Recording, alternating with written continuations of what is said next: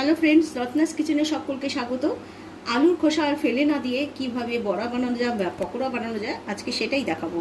আলুর খোসা এখানে বেশ মোটা মোটা করে কেটে নিয়েছি টমেটো কুচি, আদা রসুন পেস্ট, নিয়েছি লঙ্কা কুচি, এমনি লঙ্কা গুঁড়ো, হলুদ, আন্দাজ মতো নুন, আর নিয়েছি ময়দা সামান্য, নিয়েছি মক্কা আটা, আর নিয়েছি বেকিং পাউডার, নিয়েছি চিলি ফ্লেক্স, আর নেব বেসন।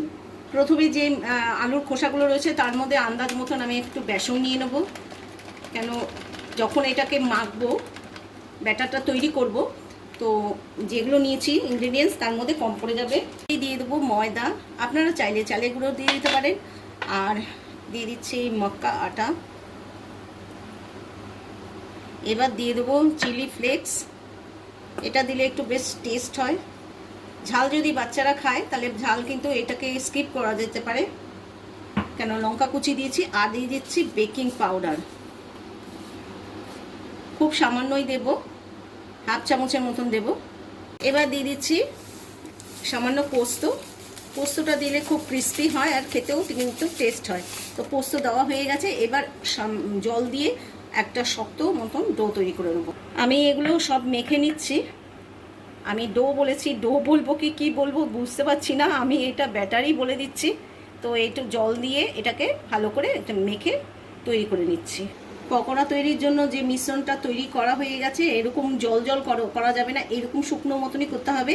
আর একটা কড়াইতে সর্ষের তেল দিয়ে দিয়েছি, তেলটা গরম হয়ে গেলে তারপরে বড়ার আকারে এটা ছেড়ে দেবো।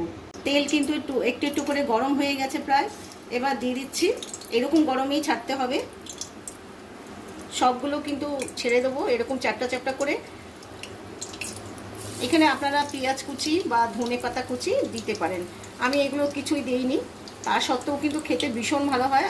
খোসা কিন্তু আর ফেলে দেবেন না, এইভাবে পকোড়া বানিয়ে বাড়ির সবাইকে কিন্তু খুশি করানো যায়। পকোড়াগুলো এক পিঠ হয়ে গেছে, এবার আমি উল্টিয়ে দিচ্ছি। খুব তাড়াতাড়ি কিন্তু হয়ে যায়, এগুলো সিদ্ধ হতেও বেশি সময় লাগে না। তো এবার সবগুলো উল্টিয়ে দিচ্ছি। আশা করি আমার এই রেসিপি আপনাদের কাজে লাগবে। যদি ভালো লাগে অবশ্যই লাইক দিয়ে দেবেন, আর অবশ্যই একবার বানিয়ে আমাকে কমেন্টস করে জানাবেন যে কেমন খেলেন। ভালো থাকবেন, সুস্থ থাকবেন, আর যারা সাবস্ক্রাইব করছেন না আমার সাবস্ক্রাইব করে আমার পাশে থাকবেন। বাই।